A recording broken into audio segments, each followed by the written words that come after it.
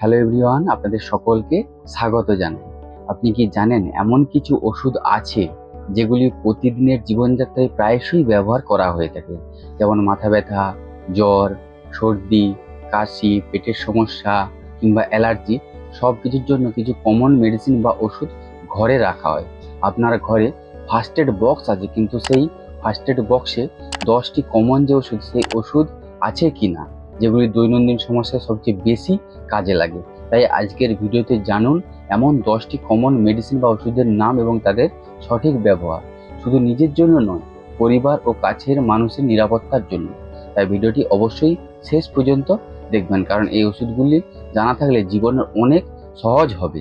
আর আপনি যদি চ্যানেলে প্রথম এসে থাকেন বা চ্যানেলটি এখনো সাবস্ক্রাইব করে না থাকেন, তাহলে চ্যানেলটিকে অবশ্যই সাবস্ক্রাইব করে দিবেন। প্রতিদিনের জীবনযাত্রায় ছোটখাটো অসুস্থতা থেকে রেহাই পেতে কমন যে মেডিসিন, সেই কমন মেডিসিন বা ওষুধের সাধারণ ব্যবহার, ডোজ এবং সতর্কতা জানা খুবই প্রয়োজন বা খুবই জরুরি।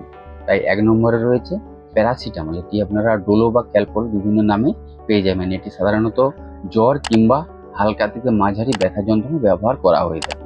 প্রাপ্তবয়স্কদের জন্য 650-এর একটি ট্যাবলেট এবং দৈনিক 4 গ্রামের বেশি নয়।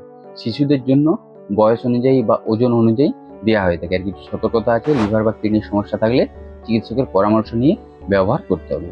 2 নম্বরে আছে আইবুপ্রোফেন। এটি বিভিন্ন ধরনের ব্যথা যন্ত্রণায় ব্যবহার করা হয়ে থাকে, যেমন মাথা ব্যথা, পেশি ব্যথা বা জয়েন্টের ব্যথায় ব্যবহার করা হয়ে থাকে। আর এটি খাওয়ার পরে খাওয়ার পরামর্শ দেওয়া হয়ে থাকে। এর কিছু সতর্কতা আছে, গ্যাস্ট্রিক বা অ্যাসিডিটির সমস্যা থাকলে সাবধানে ব্যবহার করতে হবে। আর 3 নম্বরে আছে অ্যান্টাসিড, যেমন জেলোসিল সিরাপ। এটি অ্যাসিডিটি এবং গ্যাস্ট্রিকের দ্রুত উপশমে ব্যবহার করা হয়ে থাকে। খাবার পরে বা অ্যাসিডিটির সমস্যা যখন হবে তখন খাওয়ার পরামর্শ দেওয়া হয়ে থাকে।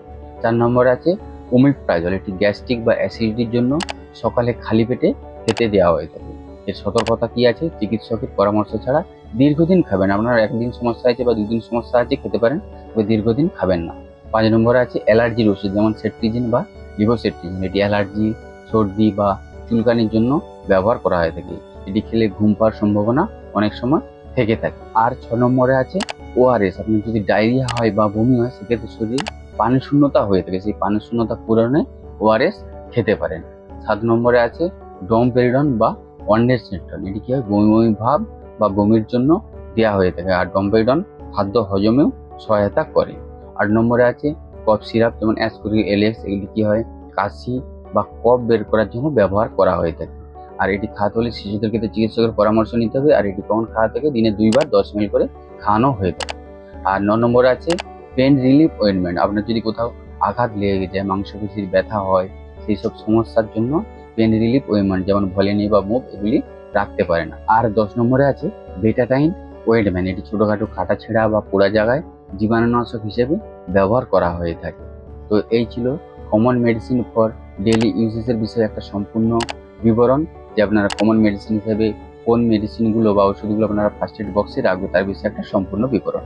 এর বাইরেও যদি আপনাদের কিছু জানার থাকে, তাহলে অবশ্যই কমেন্ট করে জানাবেন।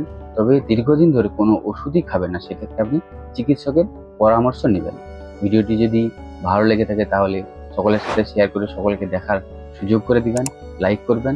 আর হ্যাঁ, অবশ্যই চ্যানেলটিকে সাবস্ক্রাইব করে দিবেন, এরকমই হেলথ এবং মেডিসিন সম্পর্কে সঠিক ইনফরমেশন পাওয়ার জন্য। আপনারা সকলে বেশ ভালো থাকবেন, সুস্থ থাকবেন। ধন্যবাদ।